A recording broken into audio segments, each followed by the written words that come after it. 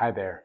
If a baby is discharged too early from the hospital after suffering from jaundice, it could potentially be life-threatening. Jaundice is when levels of bilirubin are high in a baby. Bilirubin is essentially when red blood cells break down. In normal adults, the liver cleans out that waste from the red blood cell breakdown. However, in newborns, the livers aren't mature yet. And so what ends up happening a lot of the time is that bilirubin levels increase. That's very normal in a newborn and can happen quite often. Phototherapy is usually the treatment option that is non-invasive and not an issue. However, the hospital does have to monitor the levels of the bilirubin no matter what.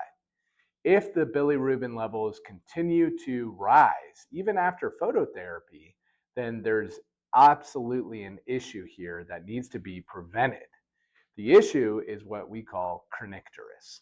Kernicterus is when all of that excess bilirubin gets to the brain. Once it starts getting to the brain, a chemical reaction begins and the brain tissue starts to die off. That can lead to brain damage.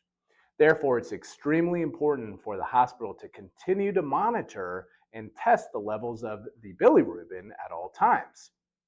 Bilirubin typically peaks at about 3 to 5 days in the hospital.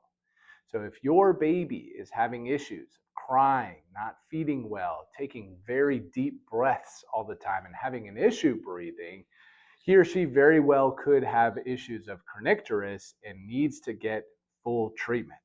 Do not let that hospital discharge you without having a final reading of bilirubin that's in a normal level.